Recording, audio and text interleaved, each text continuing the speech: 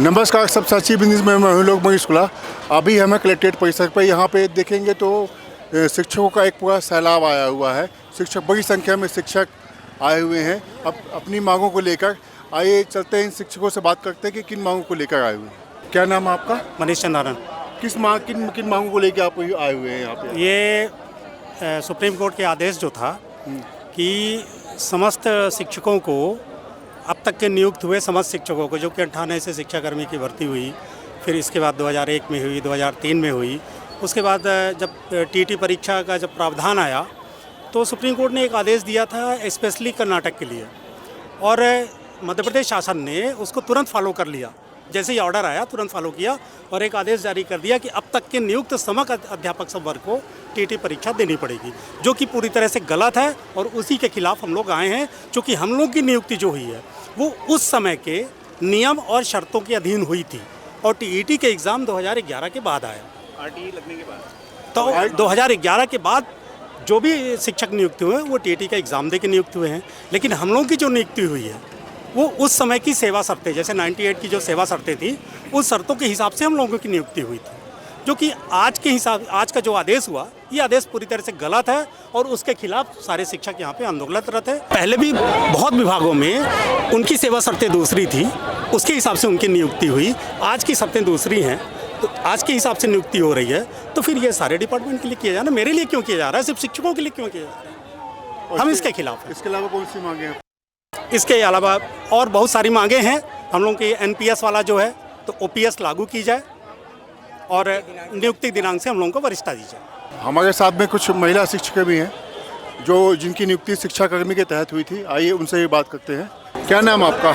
शशि शुक्ला। मैं मारतंड संकुल 2 के अंतर्गत आती हूँ। शशि शुक्ला मेरा नाम है। ये किस मुद्दों को लेकर आप आई थी और विरोध क्यों? सर, मुद्दा हमारा ये है कि हमने बड़े बड़े चुनाव कराए, सरकारें बनवाई, निर्वाचन कार्य कराया, एसआईआर को नियत तिथि से पहले कराया, हमने जनगणना कराई, हमने कुत्तों की संख्या गिनवाई, शौचालय बनवाए, हर जगह गांव-गांव में हमने सर वो काम किया जो आम जनता और सरकार नहीं कर सकती थी। हमने कनेक्टर का काम किया, हमने कम्युनिकेशन का काम किया। जब हमारी भर्ती हुई, जो भी पार्टी की सरकार थी सर हम नहीं जानते, पार्टी हमारी नहीं थी, हम मध्य प्रदेश शासन के कर्मचारी थे, और हम मध्य प्रदेश शासन के अंतर्गत जो अर्हताएँ थीं उसके अंतर्गत हमारा भर्ती हुई। अब मुद्दा ये है सर कि एक छोटी सी महाराष्ट्र की घटना को आधार बनाकर माननीय उच्च न्यायालय, जो ये सुप्रीम कोर्ट, जो ये हमारे ऊपर सब एक थोपना चाह रहा है। सर ये बताइए, विश्व का जाना माना सर्जन जो अपने एक ऑपरेशन से मरते हुए को जीवन दे सकता है, पर आज की वर्तमान जो उसकी एंट्रेंस एग्जाम है, क्या वो पास कर सकता है? सर्वोच्च न्यायालय के जिन जजों की बेंच ने ये निर्णय दिया है कि टेट की अनिवार्यता है, क्या वो आज की एंट्रेंस एग्जाम जज का पास कर सकते हैं? सर नहीं कर सकते। हमारे यहाँ का heart surgeon, kidney surgeon, euro surgeon जो बेस्ट डॉक्टर हैं, जैसे हम बेस्ट टीचर हैं, आज नीट की परीक्षा में वही नंबर ला सकते हैं जो नंबर लाकर वो पास हुए थे प्री मेडिकल टेस्ट जब पीएमटी होता था।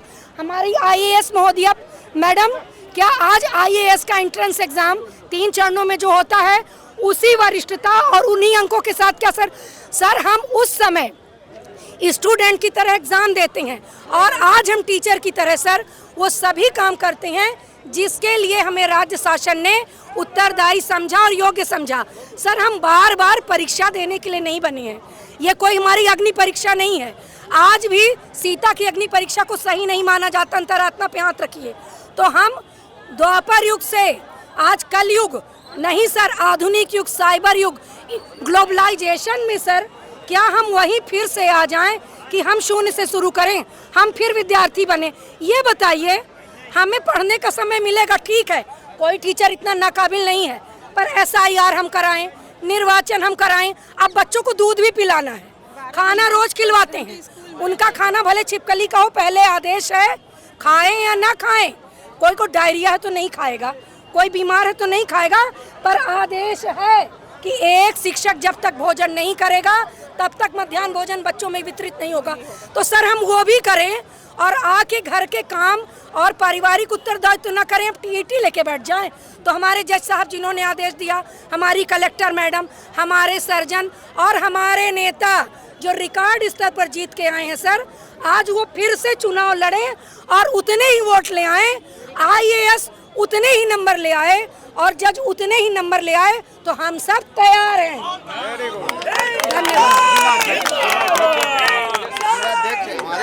हमारे जिलाध्यक्ष बताइए। मध्य प्रदेश शिक्षा संघ जिलाध्यक्ष जितेंद्र कुमार चतुर्वेदी।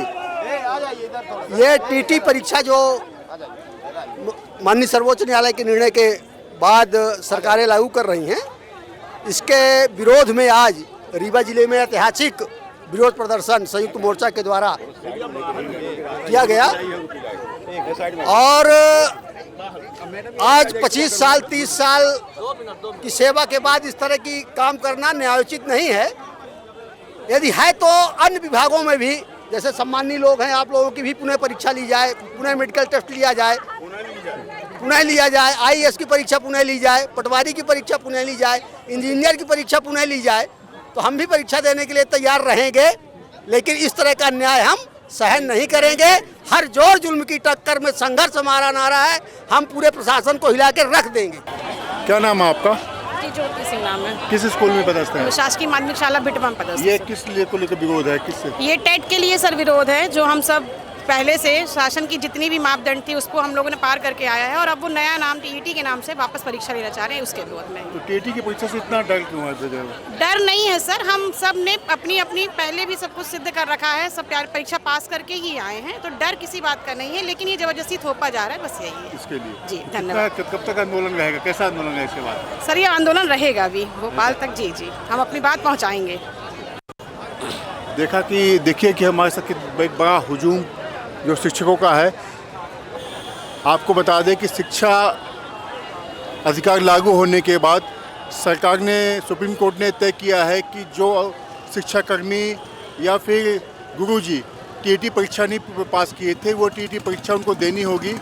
और जहां तक जुलाई और अगस्त में परीक्षा होगी, इसमें जो रिटायरमेंट होने वाले हैं 5 साल से, जिनकी सेवा कम बची हुई है, उनको भी इसमें शामिल किया गया है। यही कारण है कि इसको लेकर विरोध है। शिक्षक इसको अपने सम्मान से देख के जो रहे हैं। आप भी शिक्षक हैं? जी सर। क्या नाम है आपका? राजेश कुमार नामदेव। इस परीक्षा को कैसा देखते हैं सुप्रीम कोर्ट के निर्णय को? जी, कैसे, किस मामले? ये अन्याय है, शिक्षकों के साथ अन्याय हो रहा है। जब उनकी नियुक्ति हुई थी, उनकी जो भी दक्षता थी, वो जो भी मानदंड अपनाए गए थे उसको पार करके पास करके आए हैं। अब उनकी दोबारा परीक्षा ली जा रही है, ये अन्याय है। जो भी मानदंड अपनाया गया था शासन द्वारा, उसे फॉलो करके शिक्षक सब आए हैं और अपना कार्य कर रहे हैं और रिजल्ट भी अच्छा दे रहे हैं। अब ये पात्रता, ये परीक्षा उनके सम्मान के खिलाफ है। नहीं, कहीं ना कहीं अभी एक बार जो परीक्षा हुई थी यहाँ रीवा में, आपको भी ध्यान होगा कि बहुत जो है परीक्षा परिणाम गलत हुआ था, तो कम आया था। इसके बाद फिर शिक्षकों की परीक्षा हुई थी, इसमें 16 शिक्षकों को जहाँ तक टर्मिनेट भी किया गया था। जी जी, उसको इसमें क्या चीज़ अलग है? वो अलग बात है, वो रिजल्ट खराब हुआ था, उसके कारण लिया गया था। लेकिन ये रिजल्ट खराब नहीं हुआ है, ये बिना सोचे समझे अचानक शिक्षकों पर मानसिक दबाव बनाकर और शासन ये गलत कर रही है, या कोर्ट भी जो भी निर्णय दे रहा है, ये शिक्षकों के खिलाफ है, ये नहीं होना चाहिए। आपने देखा कि जो है शिक्षक इसको अपने सम्मान से जोड़ कर देख रहे हैं। यही कारण है कि कलेक्ट्रेट में शिक्षकों को इतना बड़ा हुजूम लगा है। इसके पहले भी शिक्षक संघ द्वारा आंदोलन होते हैं, पर इतनी बड़ी संख्या में शिक्षक नहीं आते थे। शिक्षक ने आके बताया है कि यह सम्मान की लड़ाई है और वो बर्दाश्त नहीं करेंगे, और टीईटी का जो मामले में वो दबाव बना रहे हैं कि सरकार जो है सुप्रीम कोर्ट में जाए। हालांकि इसमें हम स्पष्ट कर दें कि इसमें शिक्षक संघ भी गया था सुप्रीम कोर्ट, और उन्होंने याचिका दायर की थी, जिसको सुप्रीम कोर्ट ने सुनने से खारिज कर दिया था। ऐसे ही मुद्दों से जुड़े रहने के लिए जुड़े हैं शब्द साक्षी लोकमणि के साथ, कैमरामैन राम के साथ।